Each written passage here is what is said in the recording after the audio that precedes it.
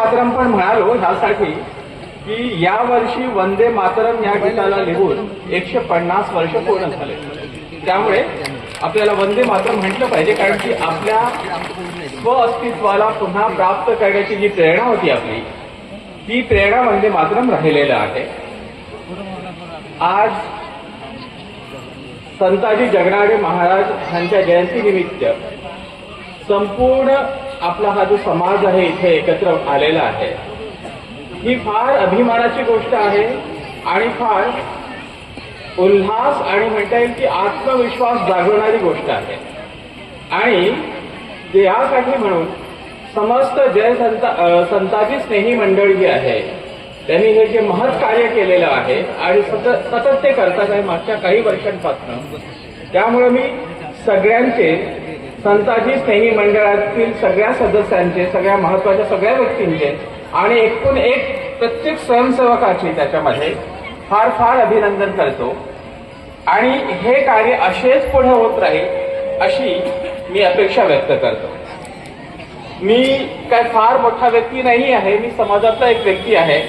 मला वाटतं संताजी स्नेही मंडळातल्या ह्या आयोजक समितीने मला ह्यासाठी ते बोलावलंय की आपल्या समाजातला एक मुलगा जो भामरागड नावाचं, ते आज कुक्कामेटे नावाचं गाव आहे भामरागड तालुक्यामधनं. आता मी माणूस आहे, मुलगा नाही, पण मी तिथनं दिल्लीपर्यंत जर पोचलो तर मला वाटतं की आता मी तुमच्याशी जेव्हा संवाद करीन आणि माझ्या संवादाचा आज विषयच मला दिलेला आहे की आजची युवा पिढी पुढील त्यांच्या समोरील आव्हाने. मला असं वाटतं की ह्यासाठी तुम्ही मला इथे बोलवलं की एक सामान्यातर सामान्य म्हणजे अतिशय गरीब परिस्थितीतनं, अतिशय दुर्गम भागातनं, ज्यांना मराठी पण बोलायला फार अडचण असते, कारण आम्ही बऱ्यापैकी माडी आणि गोंडी बोलत वाढतो तिकडं, तशा भागातून मी दिल्लीपर्यंत पोहोचलो. दिल्ली विद्यापीठामध्ये प्राध्यापक झालो. तर कदाचित काही तरुण जे असतील, आता माझ्या इथे ज्या तरुणांचा आम्ही सत्कार केला त्यांनी मुळातच फार मोठं काम केलेलं आहे, तर त्यांना काही प्रेरणेची आवश्यकता नाही, पण काही तरुण इथे असतील तर त्यांना काही प्रेरणा मिळेल असं काहीतरी उद्देश ठेवून मला वाटतं तुम्ही सगळ्यांनी मला इथे बोलवलंय. त्यासाठी विशेषतः राहुल नैतानजी, महेंद्र किरमेजी आणि मारुती दुधबावरेजींनी माझ्याशी संपर्क केला आणि संपूर्ण संताजी स्नेही मंडळाच्या सगळ्या लोकांनी सहृदय भावनेने मला इथे बोलावलं. मी पुनश्च तुमच्या सगळ्यांचे कृतज्ञता व्यक्त करतो, आभार व्यक्त करतो, कारण हे माझ्यासाठी फार अभिमानाची गोष्ट आहे आणि फार गौरवाची गोष्ट आहे. आता मला हे सगळं सांगत असताना मला एक गोष्ट आवर्जून सांगावीशी वाटते. मी त्या कुक्कामेटच्या गावापासून दिल्ली विश्वविद्यालयाचा प्राध्यापक आणि केवळ दिल्ली विश्वविद्यालयाचा प्राध्यापकच नाही, तर मी संसद पीव्ही सारख्या ठिकाणी पण मला बोलावलं जातं. तर हे मला वाटतं मी ते आवर्जून यासाठी सांगावंसं वाटतं की हे तुमचे उपकार आहेत माझ्यावर, पूर्ण समाजाचे उपकार आहेत माझ्यावर. मी 8व्या वर्गात असताना, 9व्या वर्गात असताना अशाच एका समाजाच्या मेळाव्यामध्ये मी तिथे त्यावेळेस बालसागरे साहेब होते. त्या समाजाच्या मेळाव्यामध्ये मला समाजातील लोकांनी मला एक प्रकारची ओळख दिली, प्रोत्साहन दिलं आणि त्यामुळे मी इथे आज तुमच्या समोर उपस्थित आहे. आजच्या ह्या कार्यक्रमाचे, या अतिशय भव्य अशा कार्यक्रमाचे अध्यक्ष आदरणीय खोब्रागडे साहेब, ते सगळ्यांसाठी प्रेरणादायक आहे. त्यांचं काम सगळ्यांसाठी आदरणीय आहे. ते आदरणीय भांडेकर साहेब. आणि हा एकूण जो सोहळा जो आहे, ह्या सोहळ्यामध्ये मुख्य प्रबोधनकार म्हणून इथे उभा आहे, पण मला वाटतं तुम्ही सगळे बोर होणार इथे मला ऐकून. या कार्यक्रमाला अधिक लाईव्ह करण्याचं काम गजाननरावांनी केलंय. गजानन सरांनी जे समालोचन करतात इथे, या कार्यक्रमाला मुळातच एक विनोदी, लाईव्हली असं स्वरूप देण्याचं काम त्यांनी केलं आणि त्यामुळं पुन्हा सगळ्यांचं अभिनंदन, पुन्हा सगळ्यांचा आभार. आणि मी म्हणत होतो की इथे समाजाच्या समोर मी इथे जो आज उभा आहे, समाजाचं मला देणं आहे, समाजाने मला इथपर्यंत पोहोचवलं आहे. हे मी ह्यासाठी म्हणतो की अशाच एका मेळाव्यामध्ये मी नगरवर्गात असताना तेव्हा बाळसागडे साहेब होते गडचिरोलीचे. त्यांच्या मार्गदर्शनाखाली एक असाच मेळावा झाला होता आणि त्या मेळाव्यामध्ये समाजातल्या लोकांनी सांगितलं की हा त्या गरीब एरियातनं अतिशय दुर्गम भागातनं येणारा हा एक मुलगा आहे आणि होतकरू आहे, याला थोडी जर मदत झाली तर भविष्यात काहीतरी चांगलं करू शकतो. तेव्हा मला तिथे पहिल्यांदा 500 रुपयांचं बक्षीस दिलं होतं. आज आपण पोरांना बक्षीस दिलं हे त्यांच्यासाठी फार दूरगामी प्रेरणा म्हणून काम करणार आहे. मला त्यांनी ते 500 रुपयांचं बक्षीस दिलं होतं. ते पैसे महत्वाचे नव्हते, पण त्या मागची भावना जी होती, त्या मागची जी प्रेरणा होती ती महत्वाची होती. त्यामुळं मी आज उभा असेल तर एक समाजाचा एक छोटा बिंदू, समाज एक ते म्हणतात, ते वाजपेयींच्या कवितेमध्ये म्हणते ना की यह समाज सिंधू है, मैं उसका सिर्फ एक बिंदू हूं. एक सागर आहे समाज. एवढ्या मोठ्या संख्येने आपण इथे उपस्थित आहे. हा समाज सागर आहे आणि हा सागराचा एक छोटासा बिंदू आहे आणि अशाच बिंदूंनी मिळून समाज सागर बनतो, समाज बनतो.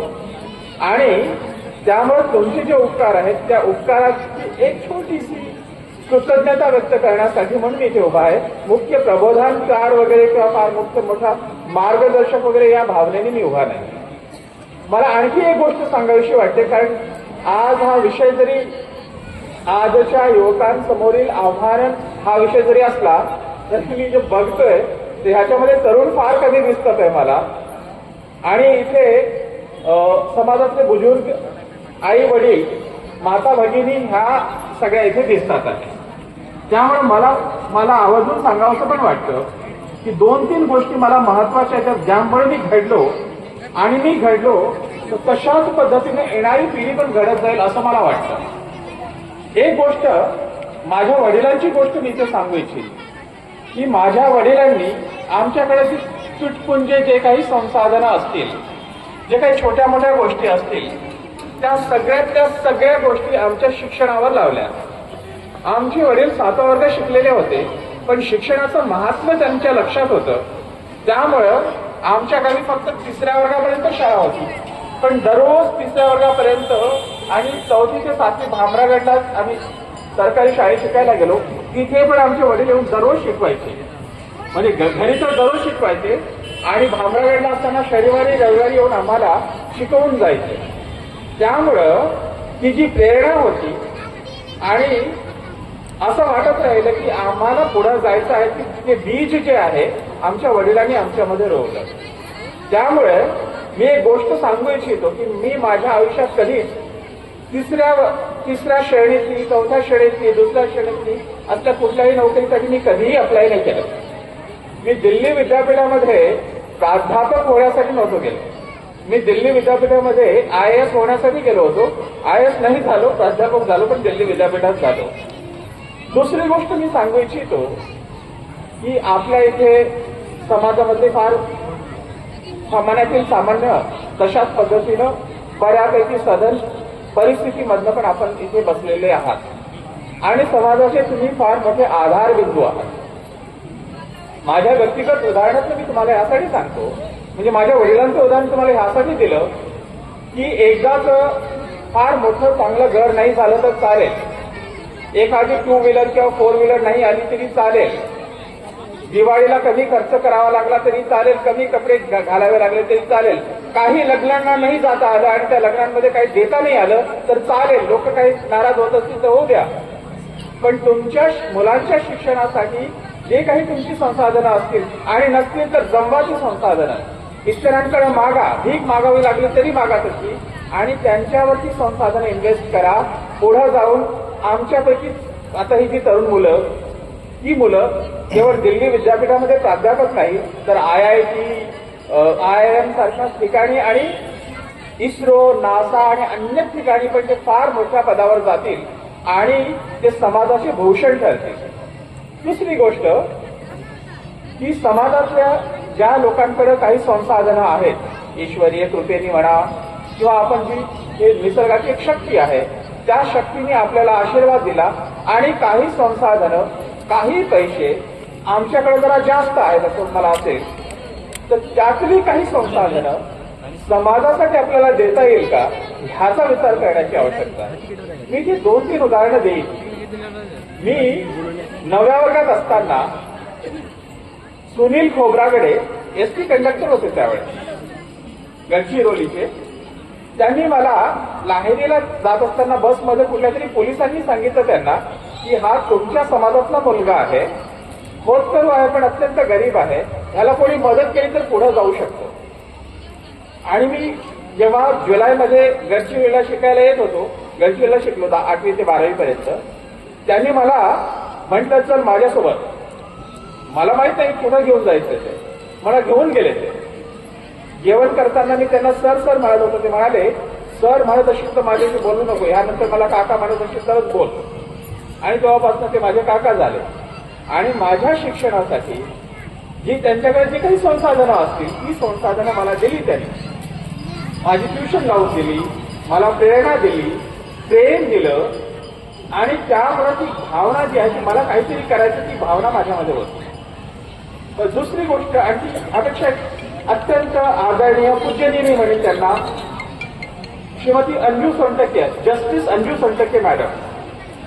त्यांना मी भेटल्यानंतर का माहिती पण त्यांनी अगदी मुलासारखं माझ्यावर प्रेम केलं.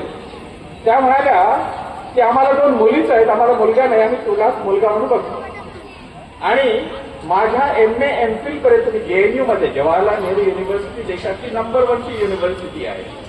त्या युनिव्हर्सिटीमध्ये मी पूर्ण 4 वर्ष शिकलो.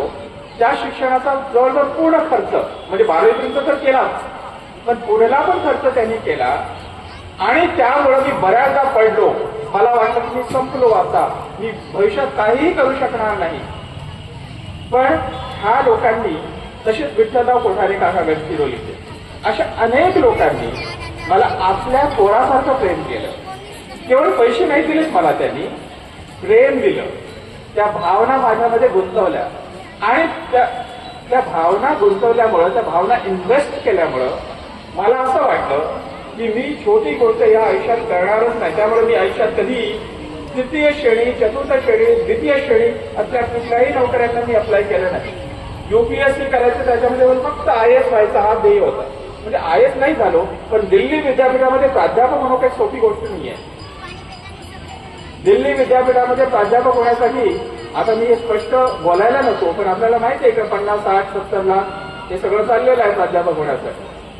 मी कोणाला 50, 60, 70 रुपये पण दिले नाही, एकही रुपया कोणाला दिला नाही.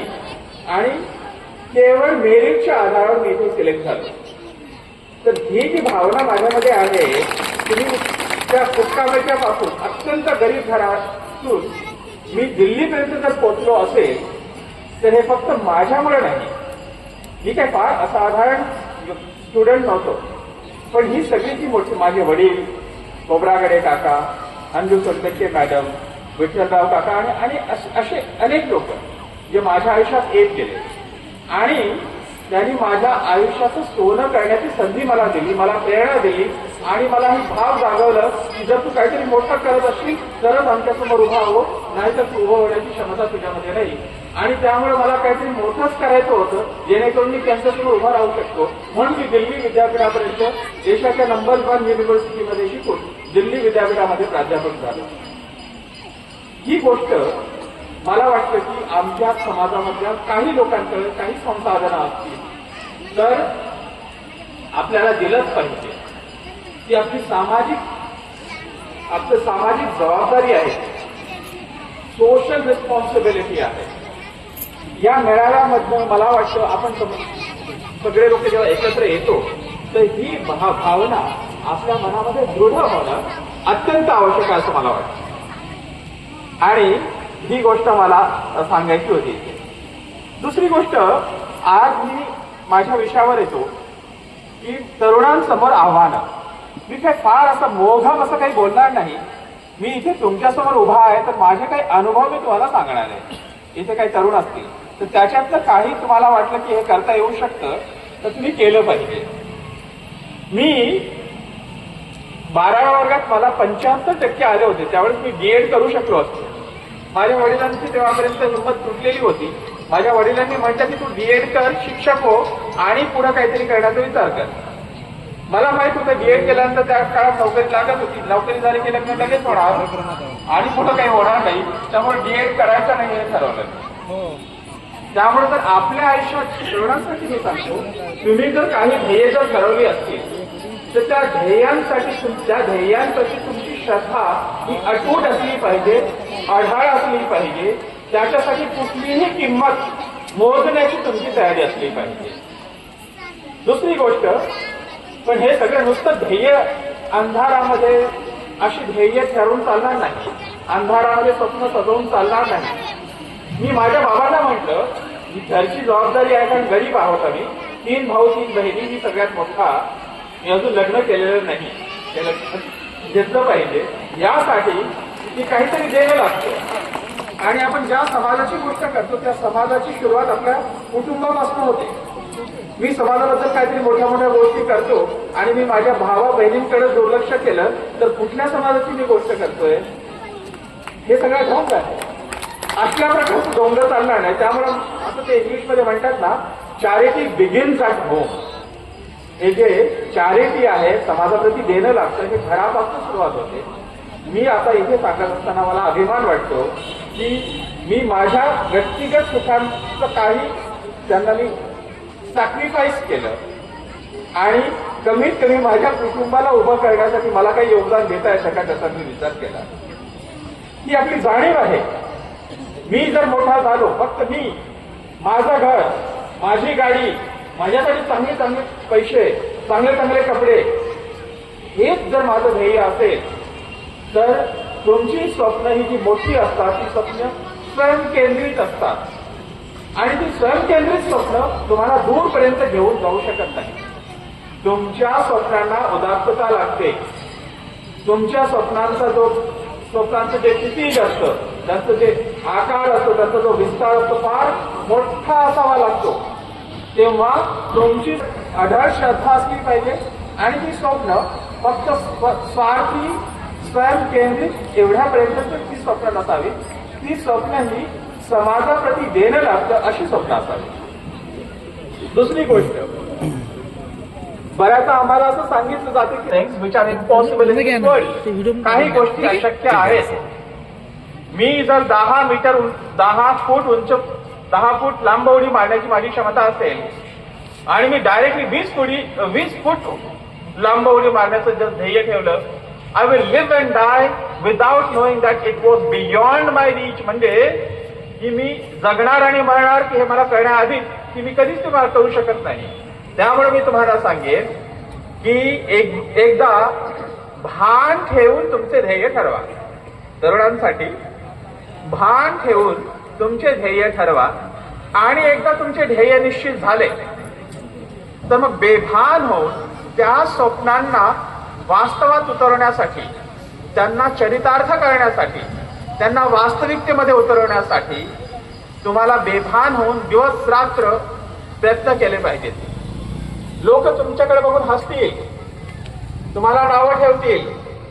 मी जेव्हा ग्रॅज्युएशन करण्यासाठी मी पुण्याला गेलो तर काही लोक म्हणजे ते फार तुम्हाला काही मदत करणार नाही ती लोक, पण तुम्हाला खाली आणण्यासाठी प्रयत्न करणारी असतात ती लोक. ती मला हसत होती आणि म्हणाले की ग्रॅज्युएशन तर गडचिरोलीत पण होते, त्याच्यासाठी पुण्यात कशाला जावं लागतं. मी म्हटलं मी पुण्यातच जाणार. त्यांच्या हसण्यामुळे मी ठरवलं नाही की मी थांबवलं नाही पुण्यात जाणं. मी पुण्यात गेलो. पुण्यात गेल्यानंतर हे घरची जबाबदारी होती.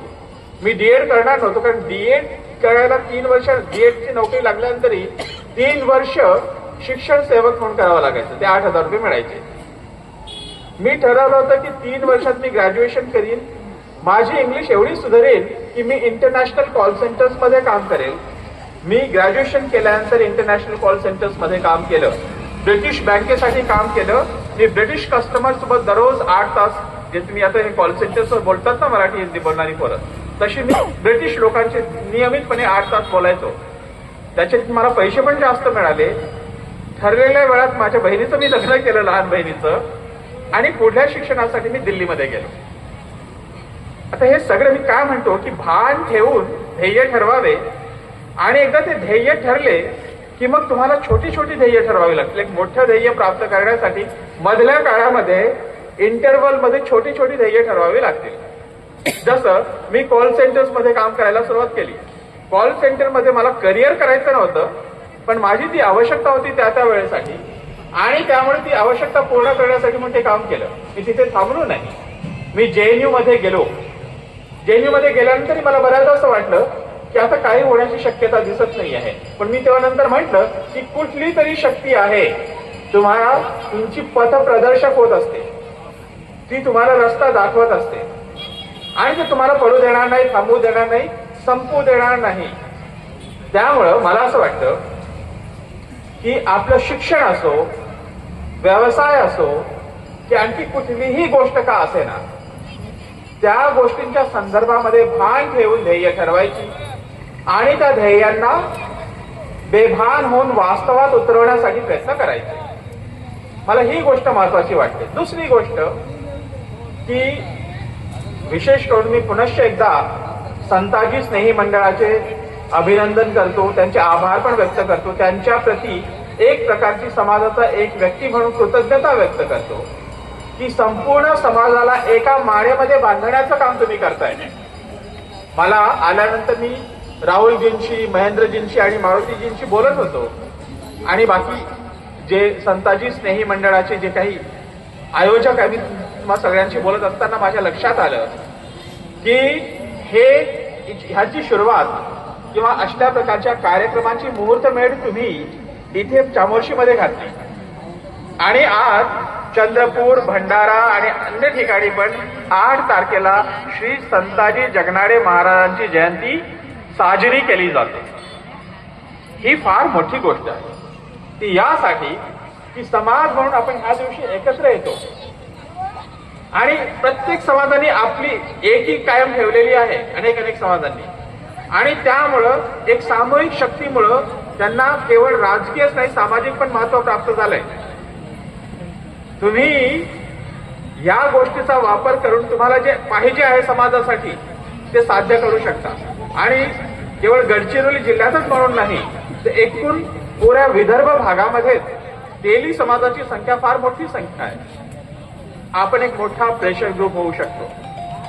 त्यामुळे समाज म्हणून आपल्याला एकत्र येणं आवश्यक आहे. मला वाटतं संताजी जगनाडे महाराजांच्या जयंतीनिमित्त आणि संताजी स्नेही मंडळांच्या एकूण त्या कामामुळे आपण एकत्र यायला ही सुरुवात केली.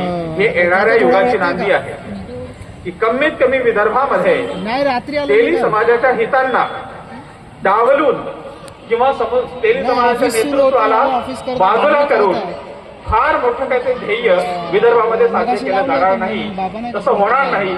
यासाठी मला असं वाटतं की केवळ राजकारणातच नाही, समाजकारणामध्ये, व्यवसायामध्ये प्रत्येक ठिकाणी आपला समाज एक प्रेशर ग्रुप, एक दबाव गट म्हणून एकत्र यायला पाहिजे. पण हे सगळं होण्यासाठी आपण सगळ्यांनी फक्त तेली या ओळखीच्या नावाखाली एकत्र आलं पाहिजे. त्या तेल्यांमध्ये ह्या पार्टीचा, तो पार्टीचा, ह्या विचारधारेचा, तो विचारधारेचा, अशा पद्धतीने विचारधारांमध्ये जर आपण विभागल्या गेलो तर मला वाटतं की आपण एक दबाव समूह, एक प्रेशर ग्रुप म्हणून आपण उभं राहू शकणार नाही. त्यामुळे आज मला आयोजकांनी सांगितलं की ह्या संपूर्ण कार्यक्रमाच्या आयोजनामध्ये आता तरुणांनी अत्यंत महत्वाची भूमिका वठवायला सुरुवात केलेली आहे. ह्या संपूर्ण आयोजनामध्ये तुम्ही पुढे असता, पुढाकार घेता, आणि दिवस रात्र मेहनत करून एवढा सगळा जनसमुदाय तुम्ही एकत्र आणता, आणि ह्यानंतरही सगळ्या गोष्टी, हे एकदा मला इथे येऊन तुमच्या समोर बोलणं अगदी सोपी गोष्ट आहे, पण एवढा मोठा कार्यक्रम घडवून आणणं त्याच्यासाठी महिन्यांची मेहनत लागते. त्यासाठी पुन्हा एकदा तुमचा आभार, तुमचे अभिनंदन. मला आणखी एक महत्वाची गोष्ट सांगावीशी वाटते की श्री संताजी जगनाडे महाराज आपल्या महाराष्ट्राला जी ही संत संप्रदाय, भक्ती संप्रदाय ज्याला आपण म्हणतो, त्याची एक अमूल्य, त्याचा एक वारसा आपल्याला लाभलेला आहे, आणि ह्या अमूल्य वारसाचेच पायी एक महामेरू संताजी जगनाडे महाराज आहेत. तुकाराम महाराजांच्या सानिध्यामध्ये त्यांनी जे काही ग्रहण केलं आणि जे समाजापुढे एक नवीन दिशा ठेवली ती आपल्यासाठी पण महत्वाची आहे. पण हे सगळं करत असताना मी जसं म्हणालो की तेली समाज म्हणून आपण जेव्हा एकत्र येतो, समाज म्हणून एकत्र येतो, ते आपल्या काही प्रगतीसाठी, व्यापक राष्ट्राला तोडण्यासाठी म्हणून नाही. हे लक्षात ठेवलं पाहिजे. याच्यामध्ये अशा काही आयडियाज असतात, अशा काही विचार करणारी लोक असतात की त्यांना व्यक्तिगत काहीतरी साध्य करायचं असतं, त्यामुळं समाजामध्ये विष पेरण्याचं काम पण काही लोक करतात. ते करण्याचं कारण नाही आहे. भारतामध्ये एकूण भक्ती संप्रदायाची फार मोठी परंपरा भारतामध्ये लाभली. आपण म्हणतो ज्ञानेश्वरे रचियेला पाया तुका झालासे कळस. ज्ञानेश्वरांनी त्याचा पाया रचला आणि संत तुकाराम महाराज त्याचे कळस झाले. आणि ही पूर्ण जी परंपरा होती केवळ महाराष्ट्रामध्ये नाही आहे. संत रोहिदास, संत शंकरदेव अशा प्रकारची फार मोठी परंपरा उत्तर भारतामध्ये पंजाब पासून आसाम पर्यंत हा पूर्ण भक्ती संप्रदाय राहिलेला आहे. गोरक्षनाथ हे ह्या संप्रदायाचे एक महत्वपूर्ण बिंदू होते. हे संप्रदाय का आलं? अतिशय विपरीत काळामध्ये भारताची एकात्मता कायम ठेवण्यासाठी, भारताचं भारतीयत्व जागे ठेवण्यासाठी, भारताची परंपरा जागे ठेवण्यासाठी, आपण म्हणतो ना बुद्ध परंपरा, जैन परंपरा, शीख परंपरा आणि सनातन परंपरा, एकूण ह्या ज्या परंपरा आहेत, ह्या एकूण परंपरांना जागा ठेवण्यासाठी, जीवित ठेवण्यासाठी म्हणून भक्ती संप्रदायाची भूमिका अत्यंत महत्वाची भूमिका आहे.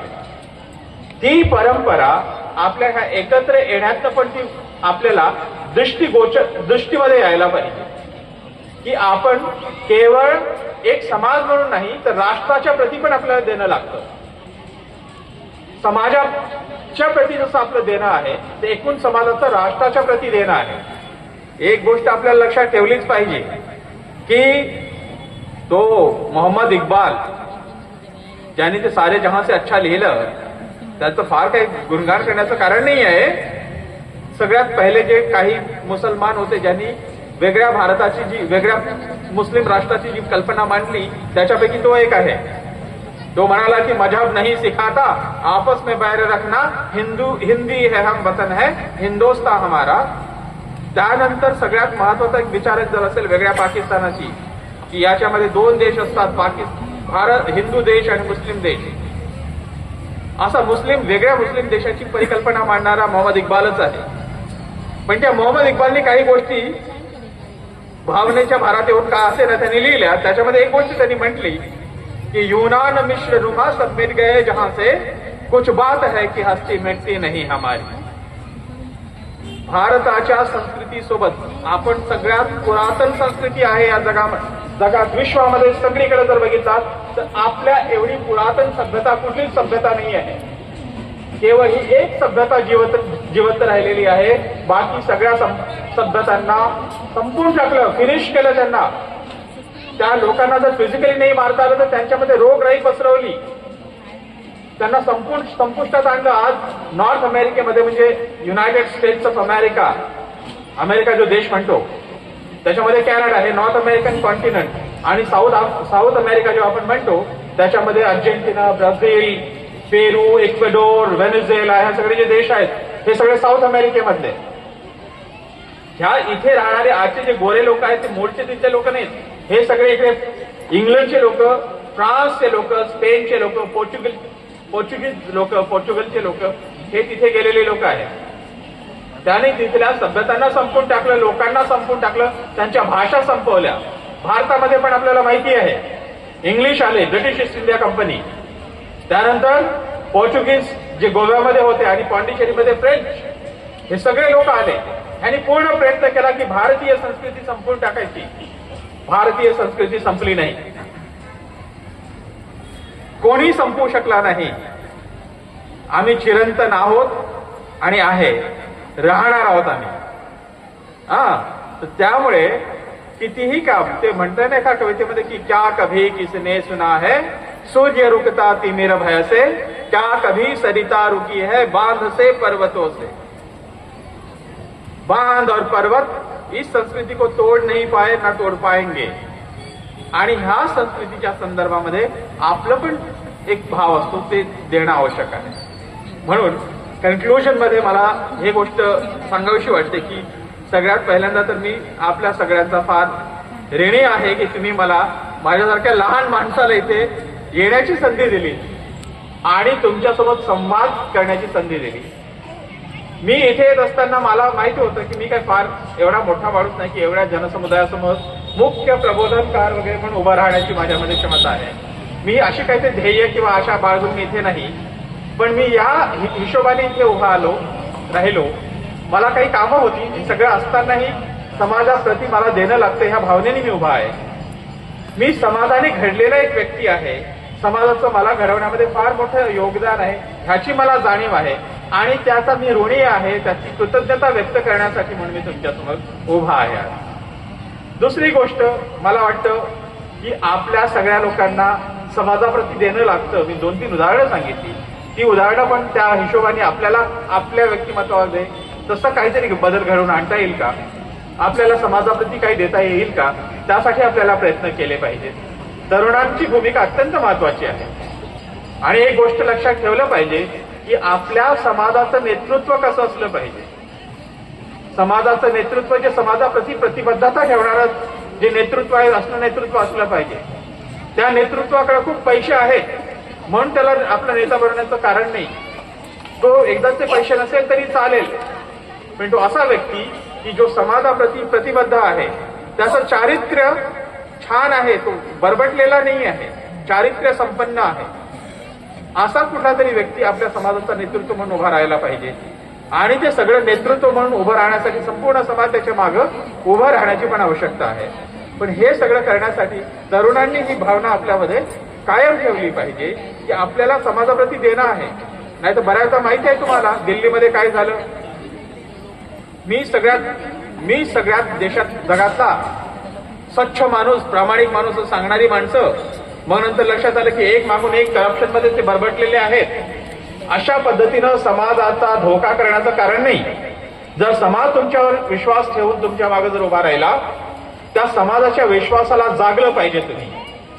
आणि हे सगळं असताना आपल्या समाजाच्या प्रगतीचा विचार करत असताना एकूण राष्ट्राच्या प्रगतीच्या संदर्भामध्ये पण एक व्यक्ती म्हणून, एक समाज म्हणून, कारण आपल्या इथे सांगितलंय व्यष्टी म्हणजे व्यक्ती, समिष्टी मतलब समाज, त्यानंतर सृष्टी म्हणजे ह्या पूर्ण पृथ्वीवर असलेली जी चराचर सृष्टी आहे, आणि परमेष्टी म्हणजे एकूण ब्रह्मांड. सो व्यष्टी, समिष्टी, सृष्टी आणि परमेष्टी ह्या गोष्टी एकमेकांना जोडलेल्या आहेत. त्यामुळे आदिशंकराचार्य म्हणतात की श्लोकार्धेन प्रवक्ष्यामि यद्युक्तम ग्रंथकोटिभिः ब्रह्म सत्य जगन मिथ्या जीवे ब्रह्मेव नापरः. ब्रह्म ही सत्य आहे आणि त्यामुळे तो ब्रह्म सगळ्यात मध्येच आहे. अहम ब्रह्मास्मी, और तो ब्रह्म माझ्यामध्ये पण आहे. तोच ईश्वर माझ्यामध्ये आहे, त्यामुळे मीच ईश्वर आहे. अहम ब्रह्मास्मी तत्वमसि, वो ब्रह्म तुम में भी है, वो सभी में है. असा जर सगळे एकूण समीचीन, सर्वसमावेशक, इन्क्लुसिव्ह विचार घेऊन चालण्याची मला वाटतं आवश्यकता आहे. मला आतापर्यंत तुम्ही फार धैर्याने ऐकलं, त्यासाठी आपला फार फार आभार. पुनश्च एकदा जय संताजी, जय संताजी, जय महाराष्ट्र, भारत माता की वंदे वंदे. धन्यवाद.